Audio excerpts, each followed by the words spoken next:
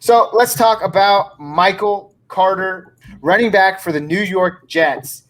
This is an interesting one. Another scenario where teams are just completely rebuilding. They bring in Zach Wilson, second year Denzel Mims. They draft my sleeper candidate, who we'll talk about next week, in Elijah Moore. But things are looking good. But do you really trust a Jets franchise? I don't know. They bring in Tevin Coleman. You kind of not excited. They draft Michael Carter late in the third round. You're kind of excited.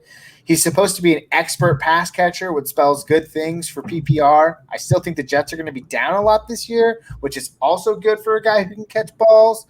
But I think it all depends on value, right? Justin, what about you?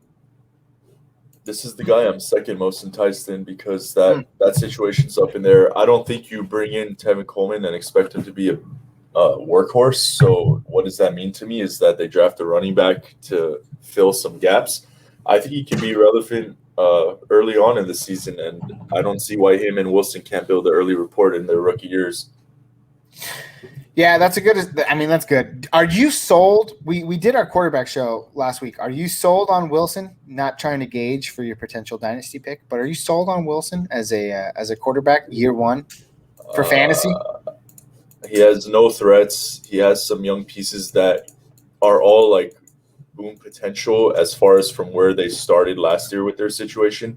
Fair. Darnold, I personally like Darnold. That situation just was toxic, so they had to get out. But Corey Davis, Denzel Mims, maybe they could get Herndon in the mix as a relevant tight end. You have Crowder running the short. So, I think it's a good situation where there's not so much pressure, so they can all flourish at ease almost. You know what I mean? Yeah, word is with the draft pickup of Elijah Moore, Jamison Crowder could be a free agent soon. So we'll have to wait and see how that pans out. But even more so, I think you're right. Both teams in New York technically added a lot of weapons to, Zach Wilson's a rookie, but Daniel Jones, 3-year veteran now. You want to be excited for them, but they're New York teams. So it's like, I don't know. What do you really want to do? I'm all for Michael Carter. I do think he's enticing. But I think he's in for a timeshare, and Jets running backs have not been good.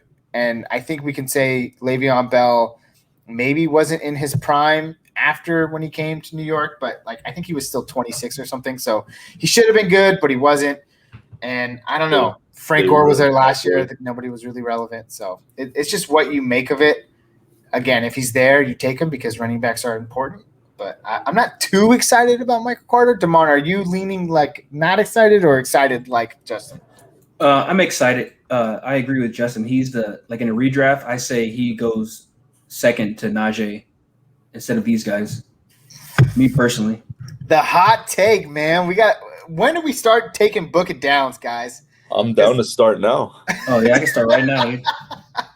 Not that I disagree with Damon, because after Najee, I don't want necessarily any value in these guys in a redraft early, because my theory is I rather let someone jump on them and waste their earlier pick. On a sure thing, exactly. Yeah, so I get what Damon's saying, not because he may be better, but he's getting more run than all the other prospects aside from Najee. That I understand. Yeah, no, that's a good point to consider. And Tevin Coleman can't play an entire season, and Ty Johnson is just not good